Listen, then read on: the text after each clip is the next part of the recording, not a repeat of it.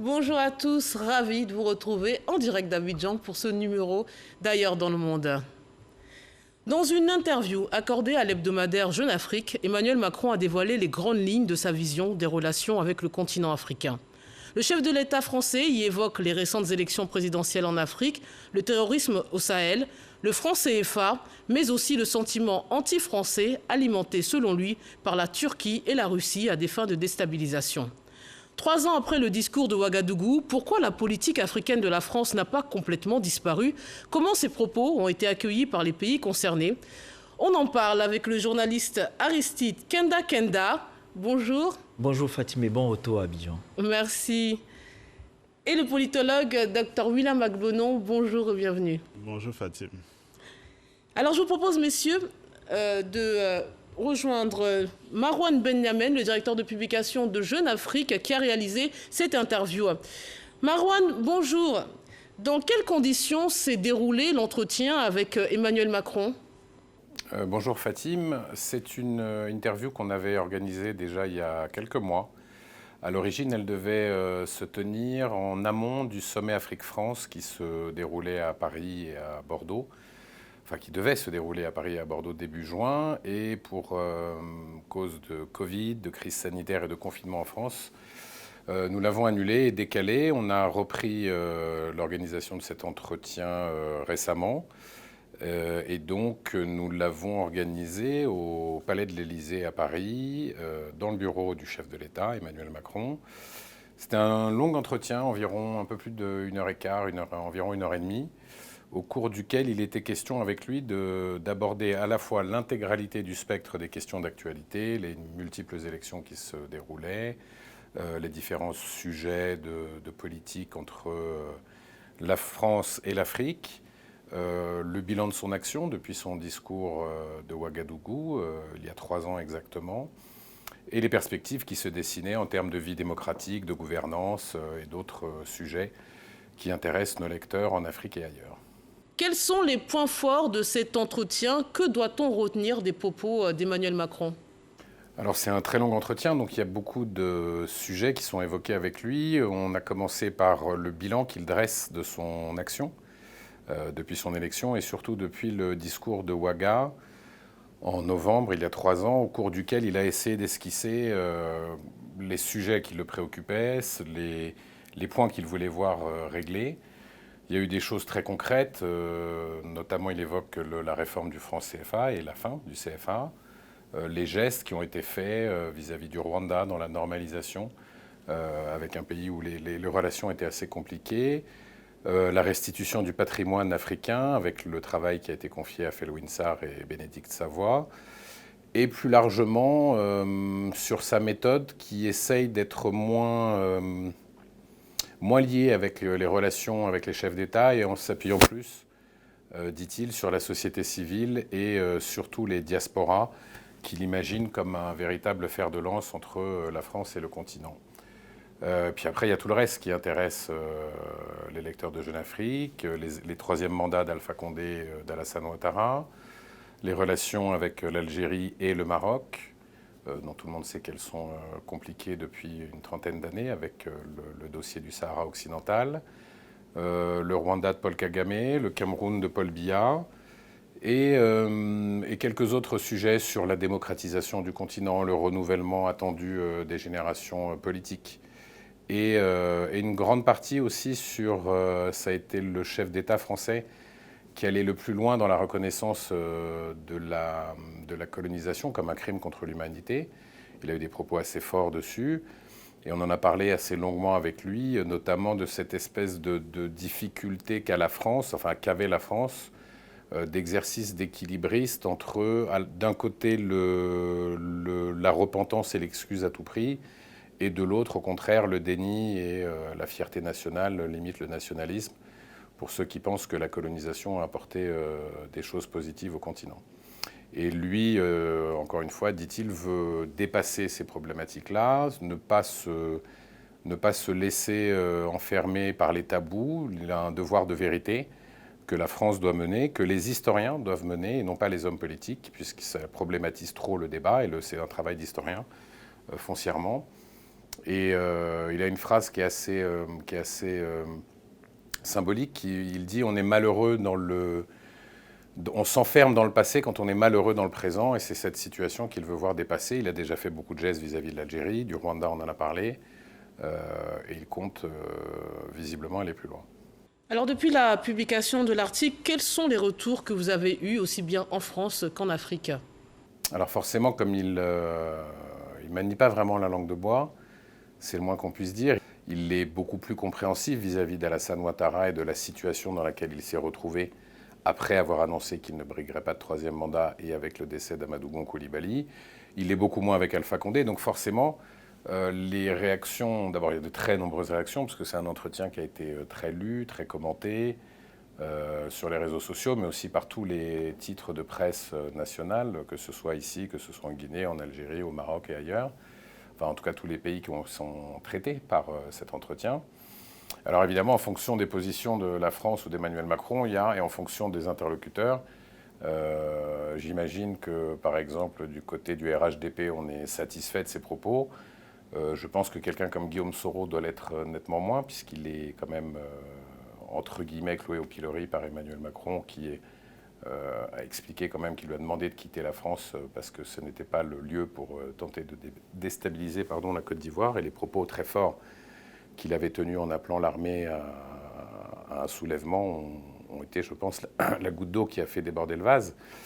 Après, il y a toujours les mêmes commentaires. Ceux qui pensent que, grosso modo, de quoi se mêle la France, ce n'est pas son problème et elle doit laisser les pays africains vivre leur trajectoire. De l'autre côté, ceux qui reconnaissent quand même que, justement, c'est souvent ces pays africains aussi qui ont demandé à la France d'être là. Emmanuel Macron parle notamment de l'opération Serval qui est devenue l'opération Barkhane au Sahel, en rappelant bien que c'est à la demande du Mali, du Niger et du Burkina que l'armée française est présente dans ces territoires-là. France-Afrique, c'est systématiquement, depuis très longtemps, ça date évidemment pas d'Emmanuel Macron, un sujet qui suscite la polémique, parfois de manière très subjective, parfois très venimeuse. On se souvient de toute la polémique qu'il y a eu, en tout cas des débats sur le franc CFA. C'est l'exemple typique, c'est un débat qui est extrêmement technique, qui nécessite d'être quand même assez calé en économie. Or, c'est un débat qui a dérivé sur des questions purement politiques ou géopolitiques, sur le rôle de la France, la mainmise de la France sur le continent. Donc il y a souvent aussi ce genre de réaction. Quelque part, les propos d'Emmanuel Macron sont très prudents. Il dit ne pas vouloir faire la leçon, mais que les alternances sont une nécessité, par exemple, pour l'Afrique. Il n'y en a pas assez, parce que ça entraîne la longévité au pouvoir, a pour corollaire, par exemple, le développement de la corruption. Et il précise bien, ce n'est pas une leçon que je donne, c'est du simple bon sens. Et il se garde souvent quand même de s'immiscer dans les affaires intérieures, en tout cas de ne pas vouloir apparaître comme celui qui dicte ce qui doit être fait, mais en revanche comme un partenaire qui est là pour conseiller. Il répète plusieurs fois dans l'entretien qu'il aimerait que justement ce renouvellement générationnel de nos dirigeants et des acteurs politiques au sens large, y compris au sein de l'opposition, se fasse beaucoup plus rapidement pour le bien-être des Africains eux-mêmes. Merci Marouane. Alors messieurs, première question, est-ce que vous comprenez l'avalanche de réactions suscitées par cette interview du président Macron? Aristide Kenda. Mais ça se comprend bien pour la simple raison qu'il s'adresse à un journal panafricain, il parle de l'Afrique, on a même intitulé cela l'interview Afrique du président français Emmanuel Macron. Ça suscite l'intérêt, pourquoi? Parce que les gens se préoccupent beaucoup plus de sa réaction sur le plan politique.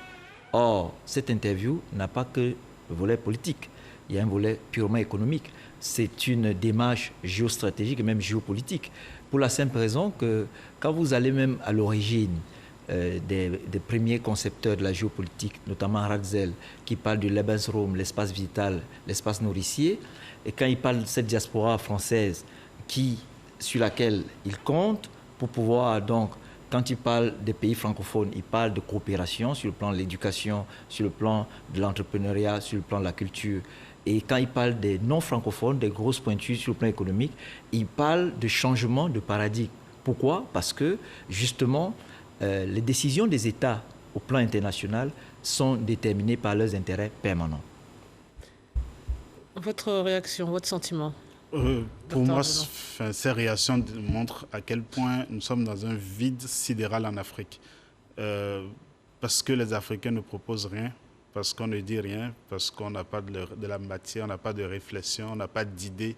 On attend que quelqu'un de l'extérieur, que ce soit le président français, que quelqu'un dise quelque chose et puis après on réagit.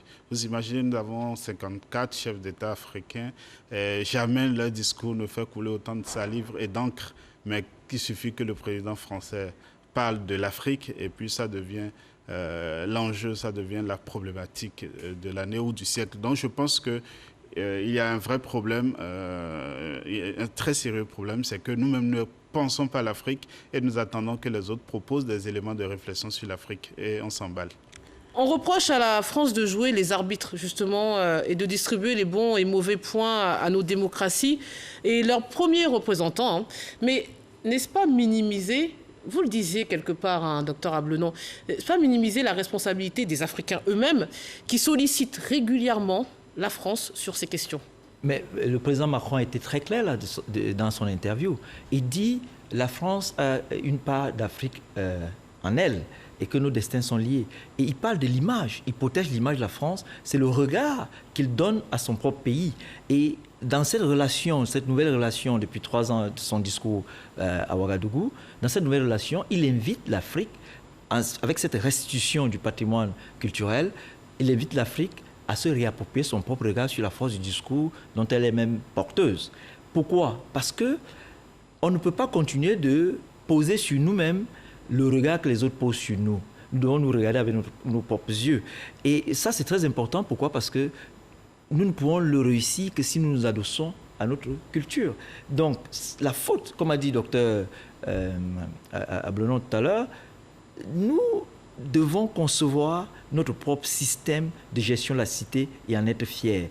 Et pour cela, c'est une prise de parole courageuse, mais responsable. Et ça part des idées. Ça part, même pour son discours à Ouagadougou, il a confié ça à son conseil présidentiel de l'Afrique. C'est une démarche, c'est une méthode Macron. Mais les Africains, on ne va pas rester là tout le temps en train de pleurnicher. C'est pour ça qu'il a donné la phrase très forte dont parle Marouane, qu'on ne peut être triste dans le présent que quand on se souvient du passé. On ne peut pas passer le temps à pleurnicher. Il faut faire acte de leadership. Faire acte de leadership, c'est quoi? C'est que face aux difficultés, on ne lutte pas, on ne fuit pas, on ne va pas à l'inhibition, on n'a pas peur. Comme dit Paulo Coelho, la peur, c'est la seule chose qui puisse rendre un rêve impossible. Oui, je pense que c'est peut-être un révélateur de tout le mal africain. Il faut que des observateurs internationaux, il faut que la France authentifie la légitimité de nos processus démocratiques. Il faut que les pays développés, ou surtout la France, viennent dire si les élections se passent bien ou se sont bien déroulées ou pas, etc. En fait, tout ça est révélateur d'un mal profond dont nous souffrons. Et je crois que c'est très important pour nous, Africains, de prendre conscience de cette situation. Parce que nous sommes à un niveau où tout ce que nous critiquons, tout ce que nous rejetons, au fond de nous-mêmes, c'est ce que nous désirons le plus. Parce que nous disons tous, on ne veut plus de la France-Afrique, on ne veut plus que la France vienne donner des leçons, etc., etc. Mais en réalité, nous n'en demandons jamais moins. Nous demandons toujours à la France de dire son mot, d'intervenir dans notre... Surtout quand ça va dans notre sens. Absolument. Donc, finalement, c'est qu'il y a un mal profond qu'il faut déceler et sur lequel les Africains doivent sérieusement réfléchir parce que le danger que nous courons est beaucoup plus grave qu'on ne peut l'imaginer. Je peux compléter, Fatim. Le problème que nous avons, quand vous voyez par exemple les pays d'Asie du Sud-Est, on ne se pose pas la question de savoir comment ont-ils fait pour devenir des dragons asiatiques. Mais pourquoi? Parce que l'Asie a un repère, c'est Confucius, c'est Lao Tzu, c'est Sun, Maître Sun, etc. Mais en Afrique, on n'a pas de repère, on n'a pas de mémoire. En Afrique, on peut prendre une non-valeur et faire la promotion en fait une valeur et appliquer que c'est une valeur. À partir de ce moment, on n'a plus de colonne vertébrale, donc on est à genoux. Il faut qu'on reconstruise le système des valeurs. Et la première valeur, c'est la valeur travail. Et qu'on tue la corruption. Et vous voyez bien que quand Macron parle des pays africains francophones, il parle de coopération. C'est l'assistance. On va venir les assister. Même la signature de l'accord de partenariat pour faire venir Barkhane, le 16 juillet 2014, on dit bien contribution, encadrement, ainsi de suite. Mais quand tu parles des poids lourds africains non francophones, ils parlent donc, à partir de ce moment, des marchés à conquérir, des partenaires sérieux avec qui il faut discuter. Mais qu'est-ce qui explique que les pays francophones sont toujours à la traîne, alors que les pays anglophones, quand vous voyez l'exemple du Rwanda, par exemple, le Rwanda est un pays francophone. À un moment donné, Kagame décide, on ne parle plus français. Mais on continue de parler français, mais la langue officielle, langue numéro 1, c'est l'anglais. Et en 17 ans, on voit le boom. Est-ce qu'il y a un problème avec la langue? Est-ce qu'il y a un problème avec les habitudes qui sont francophones? Donc il faut qu'on se pose un certain nombre de questions. Alors le rôle de la France est de plus en plus critiqué par une partie des populations justement de la zone francophone. Comment expliquez-vous ce ressentiment post-colonial qui est porté finalement par une génération qui n'a jamais connu la colonisation? Emmanuel Macron l'a dit lui-même. Comment vous l'expliquez? Est-ce que pour vous, c'est finalement le retour de bâton ou c'est l'héritage de nos pionniers, c'est-à-dire que cette génération poursuit un combat mené par ses ancêtres? À mon avis, nous ne sommes pas dans du post-colonialisme et ce n'est pas du tout pour être défaitiste. Je pense que nous sommes dans une colonisation symbolique permanente, c'est-à-dire que nous vivons dans un monde où finalement tout ce que nous considérons être nous-mêmes en réalité n'est qu'une tentative de réappropriation de l'histoire des autres ou des autres. Aujourd'hui, la façon dont nos États sont dirigés n'est en réalité qu'un mimétisme de ce que les autres font. C'est-à-dire, on nous dit, voilà ce que vous devez faire, voilà les règles que vous devez appliquer, voilà les principes qui doivent vous gouverner, et puis on se les approprie. Donc, en réalité, que l'on dise qu'on parle de post-colonialisme ou pas, dans la tête ou dans notre inconscient, ça sonne toujours comme de la colonisation, que ce soit symbolique ou manifeste.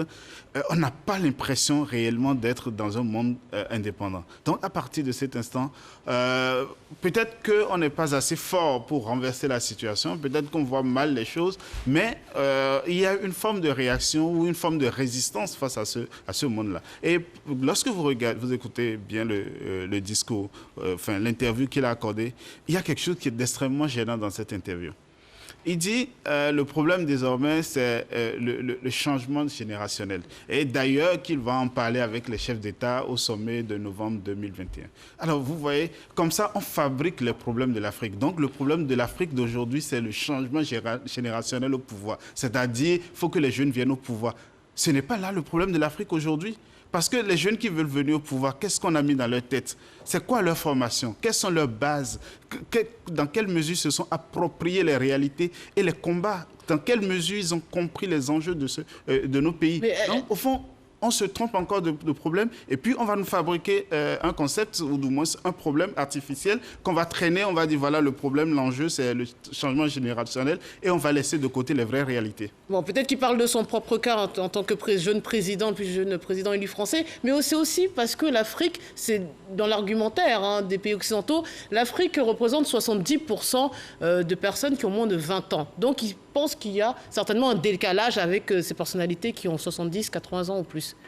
C'est un faux débat pour vous aussi? C'est un faux débat. Pourquoi? Parce que là encore, c'est Yves Lacoste qui parle de représentation. Ils sont en France, ils sont en Occident, ils sont en Europe et ils estiment avec les outils d'analyse qui sont propres à eux, qui correspondent, ces outils correspondent à leur environnement, ça ne correspond pas au nôtre.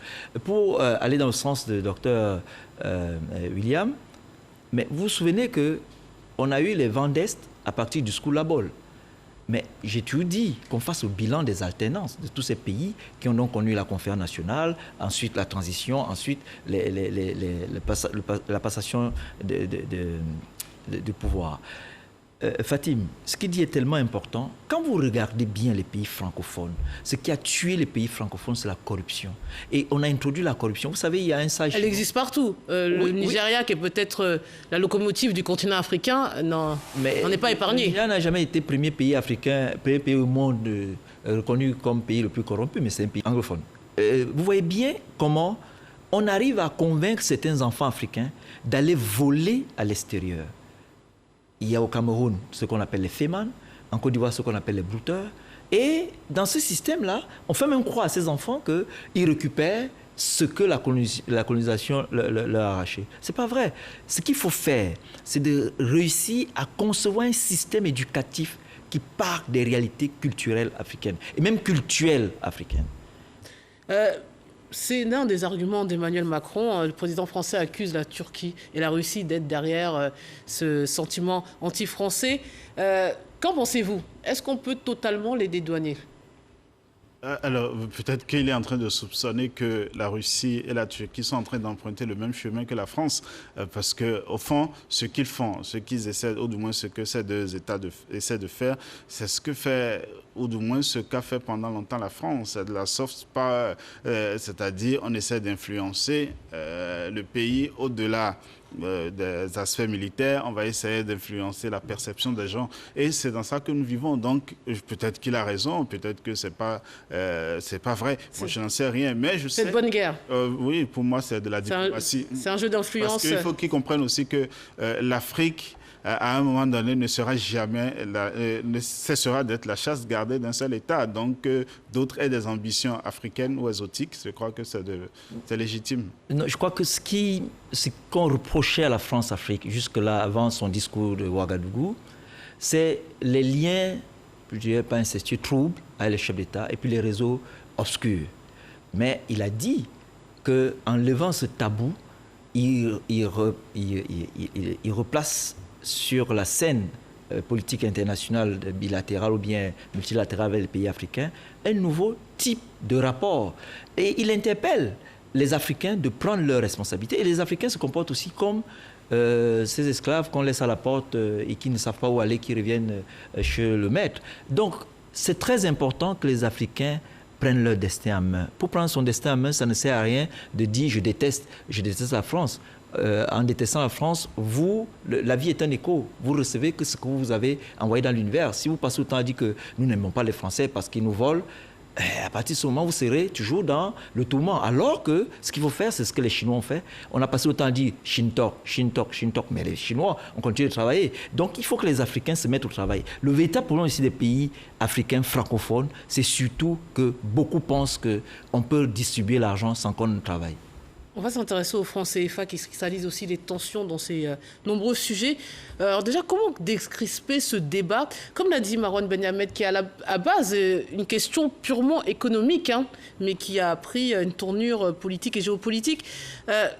Est-ce que la fin annoncée du franc CFA est une véritable solution économique pour les pays concernés ou juste la fin d'un symbole colonial? Alors, je pense que le mot est lâché. Le problème du franc CFA, c'est que ce n'est pas un problème économique. Parce que si c'était un problème économique, ce ne serait pas sur la place publique, parce que tout le monde ne serait pas capable d'en parler. Je pense que c'est beaucoup plus un problème symbolique. C'est un problème symbolique dans la mesure où on se dit, est-ce que 60 ans après les indépendances, il est judicieux que la monnaie des pays africains continue d'être une monnaie coloniale, etc. Quel que puisse être par ailleurs, ça je n'en sais absolument rien, les avantages ou les inconvénients de cette monnaie, je ne sais pas. Mais je pense qu'il y a une forte charge symbolique derrière ce débat qu'il ne faut pas désamorcer, parce que ça a son sens. Ça a son sens. Mais ceci dit, est-ce qu'on va se contenter de réclamer sans être capable en réalité d'assumer les responsabilités? Parce que c'est trop facile de dire on ne veut plus du franc CFA. Mais qu'avons-nous mis en place pour rassurer que nous sommes capables d'être sérieux et d'avoir une monnaie qui permet... Visiblement, c'est l'écho. Non, mais au-delà même de cette invention ou de cette imagination créatrice, mais est-ce que nous sommes capables nous-mêmes d'être sérieux et de diriger, et d'avoir une monnaie et de nous soumettre aux exigences? Je crois il y a tellement de paramètres dont il faut tenir compte, mais une fois encore, pour moi, ça reste un débat beaucoup plus politique qu'économique, parce que je crois que si c'était vraiment économique, il y aurait eu beaucoup plus de sérieux autour de ce débat. Fatim, il a tout dit.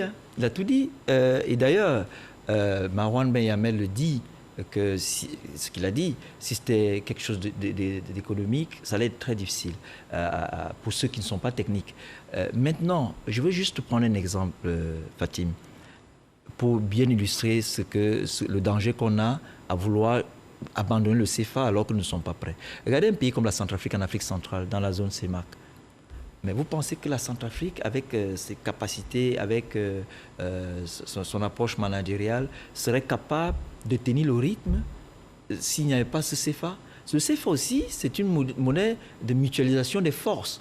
Et le fait qu'il y ait une parité fixe permet justement à ces économies qui sont jeunes de mieux se construire. Ce qu'il faut faire, c'est qu'il faut que les Africains soient capables déjà de s'apprécier entre eux.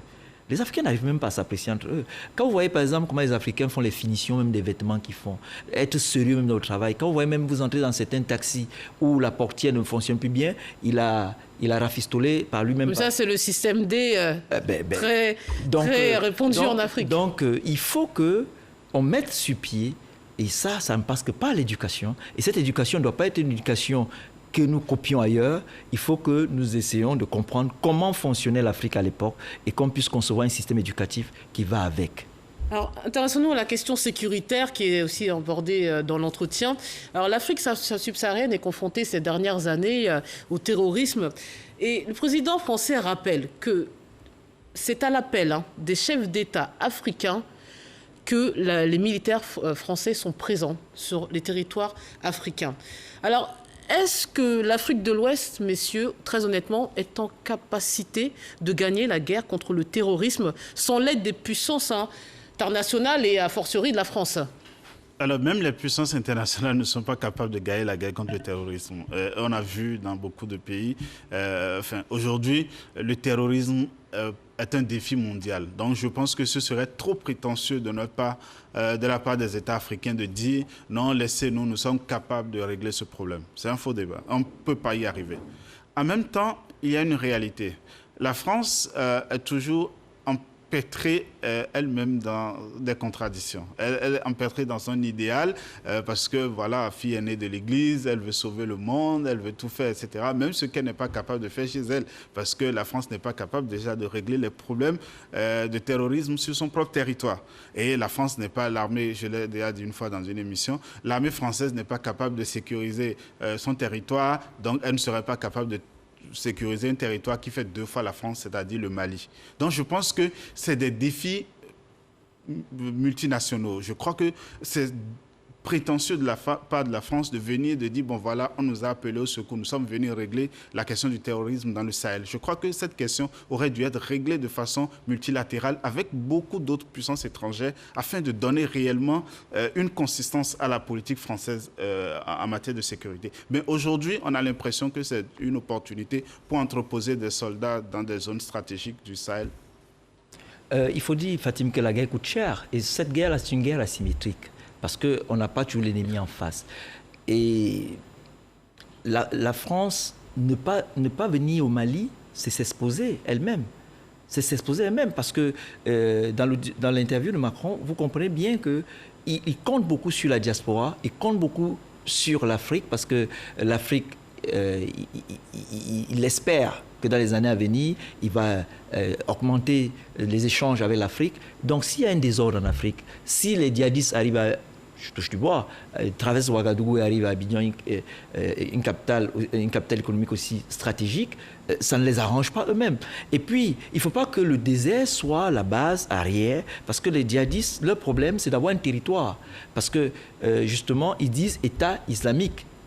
Même s'ils ont des démembrements, ils veulent avoir un territoire pour avoir un État islamique entreposé. Et ça, les Français, la communauté internationale ne peut pas le permettre. Et je crois que la mission Barkhane n'est pas seule. Il n'y a pas que les Français dans la mission Barkhane. Il y a quelques pays qui accompagnent dans la collaboration et ainsi de suite. Donc, l'Afrique de l'Ouest ne peut pas s'asseoir et dire nous pourrons faire la guerre. Non seulement ça coûte cher, on n'a pas les moyens de ça. Et donc, une superpuissance comme la France, en s'entreposant, c'est une très bonne chose.